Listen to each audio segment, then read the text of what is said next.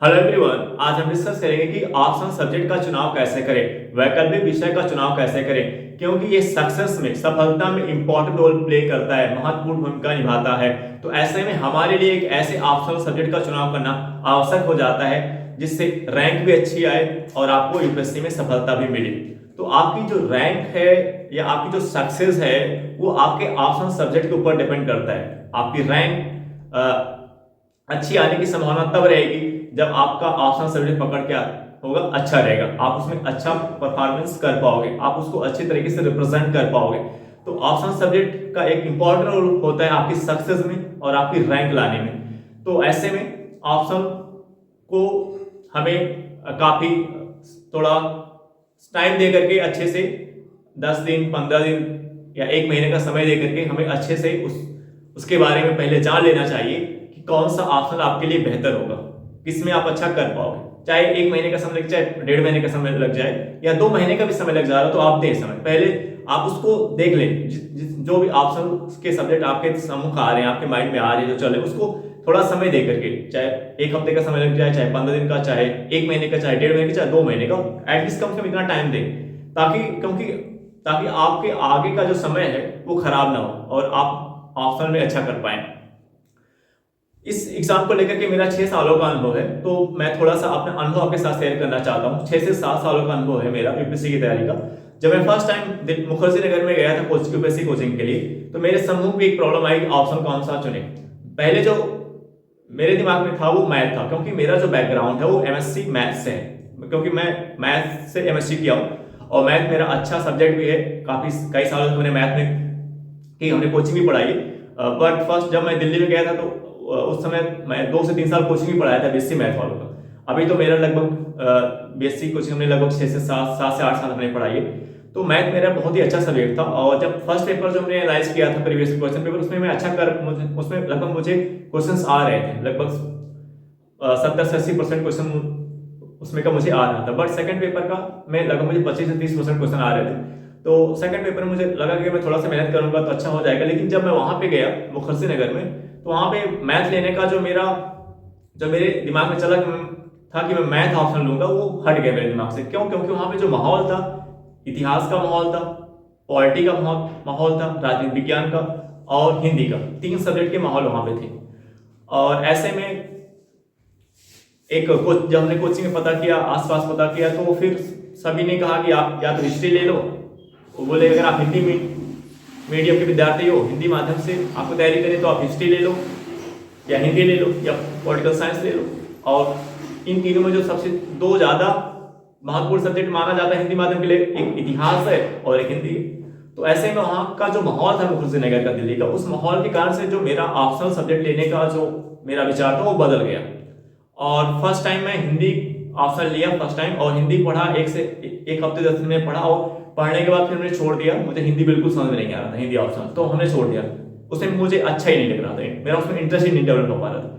फिर उसके बाद हमने हिस्ट्री, इतिहास के ऑप्शनल के लिए एक कोचिंग हमने ज्वाइन की, और वहां पे हमने 1 हफ्ते 10 दिन पढ़ा, तो इतिहास मुझे अच्छा लग रहा था, मुझे उसमें इंटरेस्ट मेरा डेवलप होने लगा, तो हमने हिस्ट्री ले लिया। लेकिन प्रॉब्लम क्या हुआ हिस्ट्री लेने का, ये प्रॉब्लम हुआ 1 साल तो कोचिंग में चला गया, लेकिन 1 साल कोचिंग करने के बाद भी जो प्रीवियस क्वेश्चन पेपर थे वो अच्छे से नहीं बन पा रहे थे। तो इस कारण हमें खुद से पढ़ना पड़ा।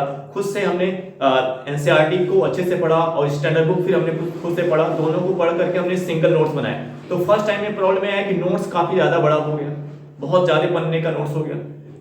एक मान के चलिए कि चारों जो दो, जैसे प्राचीन भारत, मध्यकालीन भारत, आधुनिक भारत और विश्व इतिहास, इन 4 सब्जेक्ट को मिलाकर के 640 पन्ने का मेरा नोट्स हो गया। 640 पन्ने का नोट्स। अब बताओ, 1 साल तो मुझे नोट्स बनाने में, कोचिंग किया 1 साल, और इसके बाद 1 साल तो मेरा नोट्स बनाने में चला गया, पढ़ करके। क्योंकि ऐसे नोट्स में जब बहुत जल्दबाजी में नहीं बना रहा था, सभी टॉपिक को अच्छे से पढ़ करके, अच्छे से समझ करके, फिर उसमें से पॉइंट निकाल करके। क्योंकि एक टॉपिक, जैसे मॉडर्न हिस्ट्री के लिए एनसीईआरटी था, फिर और कम कम 3 से 4 राइटर की किताब, 2 से 3 राइटर किताबें रख करके, किसमें कौन सा पॉइंट अच्छा देख, किसमें और अच्छे समझ में आ रहा। तो इस कारण से काफी ज्यादा समय लग गया, मेरा इन्वेस्ट हो गया। क्योंकि ऑप्शनल सब्जेक्ट इतिहास में मेरे लिए एक नया सब्जेक्ट था, और इतनी मेहनत मैं क्यों कर रहा था, क्योंकि प्रीवियस क्वेश्चन पेपर उससे बन नहीं रहा था। तो मुझे लगा खुद से मेहनत करना पड़ेगा, एक नया सब्जेक्ट था। और कई किताबों को पढ़ करके नोट्स बनाना, एक सब्जेक्ट के लिए आप 3-3 किताब पढ़ो, 4 से किताब पढ़ो, फिर एनसीईआरटी पढ़ो, उससे नोट्स बना रहे हो, तो इसमें टाइम तो आपका लगेगा ही।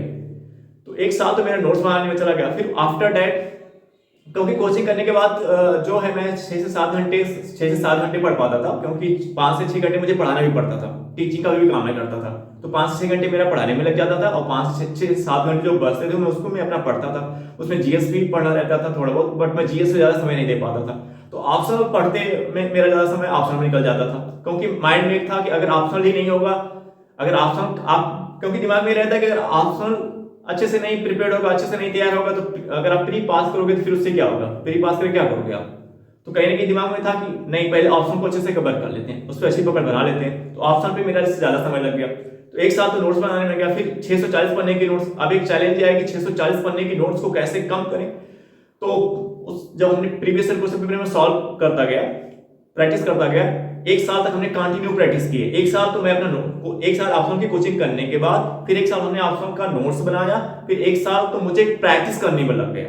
प्रैक्टिस करते करते इतनी प्रैक्टिस मैं इतनी प्रैक्टिस किया हूं कि ये मेरा जो ये उंगली ये पेन करता था, दर्द करता था।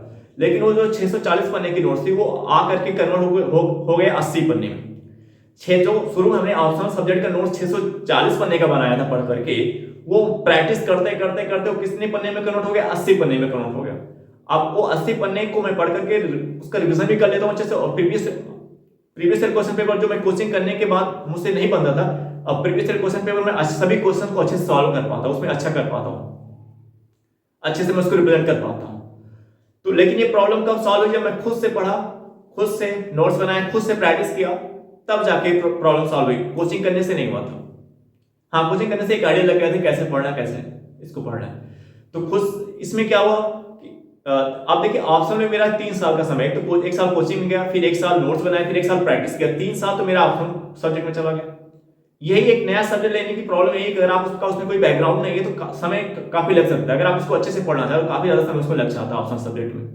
और बहुत मेरे साथ में बहुत सारे ऐसे स्टूडेंट हैं जिनका आप जीएस में अच्छा नंबर था, मेंस में जीएस में बहुत अच्छा नंबर था, लेकिन ऑप्शन में उनका 150 नंबर ही आता था 500 में, और वो ऑप्शन के कारण ही नहीं उनका सिलेक्शन नहीं हो पाया, क्योंकि उन्होंने ऑप्शन को कहते ज्यादा टाइम नहीं दे पाते थे ऑप्शन। वो ऐसे जीएस की तरह ऑप्शन पढ़ करके जाते थे, जब वो जीएस की तरह ऑप्शन पढ़ करके जाते तो नंबर भी 500 में वो 150 नंबर ही पाते थे।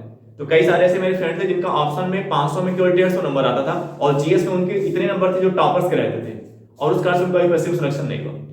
तो कहीं ना कहीं उनको हमने देखा भी था कि नहीं, ऑप्शन को अच्छे से करना, यही कारण कि हमने ऑप्शन पे ज्यादा फोकस किया, और इस कारण से मेरे आईएएस के 3 अटेम्प्ट भी खराब हो गए, क्योंकि मैं जीएस पे नहीं फोकस कर पाया, प्री पे मैं फोकस नहीं कर पाया शुरू के 3 अटेम्प्ट प्री पे, क्योंकि मेरा टाइम ऑप्शन पे ही चला गया, ऑप्शन सब्जेक्ट में।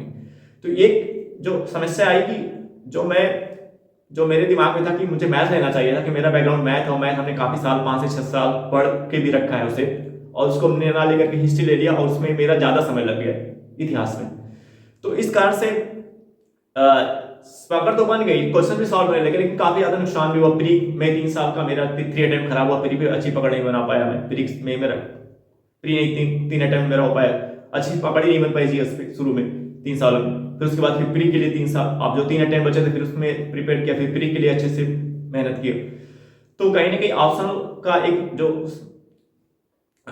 जो एक निगेटिव नकारात्मक प्रभाव ये हुआ कि काफी ज्यादा समय मेरा इसमें इन्वेस्ट हो गया, लगभग 3 साल तो मुझे ऑप्शन प्रिपेयर करने में। यही होता है कि अगर आप एक नया सब्जेक्ट लेने जाते हो तो आपके साथ एक चैलेंज होता है आपको उसको तैयार करने का।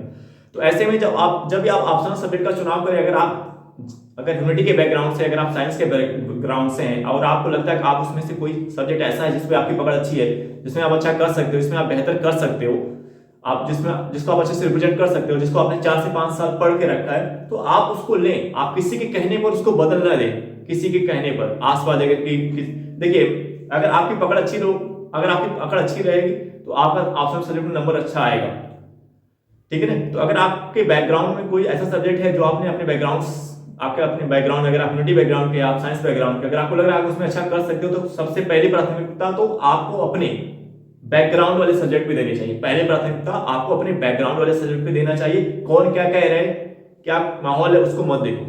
फर्स्ट पॉइंट देखो, आप प्रीवियस क्वेश्चन पेपर लाओ एमपीएससी का, उसको सॉल्व करो। अगर आपको लग रहा है कि आप उसमें बेहतर कर पाओगे, तो सबसे पहली प्राथमिकता आपको अपने बैकग्राउंड वाले सब्जेक्ट पे देनी चाहिए। अपने बैकग्राउंड के सब्जेक्ट का चुनाव करें, नहीं तो क्या होगा, एक नया सब्जेक्ट पढ़ने में आपका समय ज्यादा लग सकता है। आपको समझ बनाने में, पकड़ बनाने में ज़्यादा समय आपका जा सकता है, ठीक है ना।